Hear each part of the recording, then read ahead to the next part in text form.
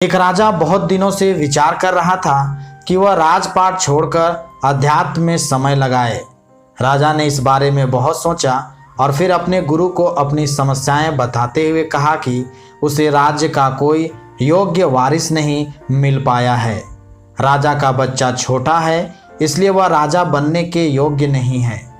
जब भी उसे कोई पात्र इंसान मिलेगा जिसमें राज्य संभालने के सारे गुण हो, तो वह राजपाट छोड़कर शेष जीवन अध्यात्म के लिए समर्पित कर देगा। गुरु ने कहा, राज्य की बागडोर मेरे हाथों में क्यों नहीं दे देते? क्या तुम्हें मुझसे ज़्यादा पात्र, ज़्यादा सक्षम कोई इंसान मिल सकता है? राजा ने कहा, मेरे राज्य को आपसे अच्छी तरह भला कौन संभाल सकता है? लीजिए, मैं इसी समय राज्य की बागडोर आपके हाथों में सौंप देता हूँ। गुरु ने पूछा, अब तुम क्या करोगे?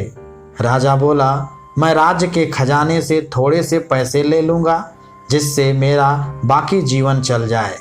गुरु ने कहा, मगर अब खजाना तो मेरा है, मैं तुम्हें एक पैसा भी लेने नहीं दूंगा। राजा बोला, फिर ठीक है, मैं कहीं कोई छोटी मोटी नौकरी कर लूँगा, उससे जो भी मिलेगा गुजारा कर लूँगा।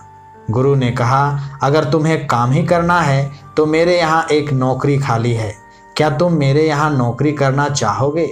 राजा बोला, कोई भी नौकरी हो मैं करने को तैयार हूँ। गुरु ने कहा, मेरे यहाँ राजा की नौकरी खाली है, मैं चाहता हूँ कि तुम मेरे लिए यह नौकरी करो और हर महीने राज्य के खजाने से अपनी तनख्वाह लेते रहना। 1 वर्ष बाद गुरु ने वापस लौटकर देखा कि राजा बहुत खुश था। अब तो दोनों ही काम हो रहे थे। जिस अध्यात्म के लिए राजपाट छोड़ना चाहता था वह भी चल रहा था और राज्य संभालने का काम भी अच्छी तरह चल रहा था। अब उसे कोई चिंता नहीं थी। इस कहानी से समझ में आएगा कि वास्तव में क्या परिवर्तन हुआ। कुछ भी तो नहीं, राज्य वही, राजा वही, काम वही, दृष्टिकोण बदल गया। दोस्तों, इसी तरह हम भी जीवन में अपना दृष्टिकोण बदले, मालिक बनकर नहीं बल्कि यह सोचकर सारे कार्य करें कि मैं ईश्वर की नौकरी कर रहा हूँ, अब ईश्वर ही जाने। सब कुछ ईश्वर पर छोड़ दे, फिर आप हर समस्या और परिस्थिति में खुशहाल रह पाएंगे। आपने देखा भी होगा कि नौकरों को कोई चिंता नहीं होती, मालिक का चाहे फायदा हो या नुकसान, वो मस्त रहते हैं।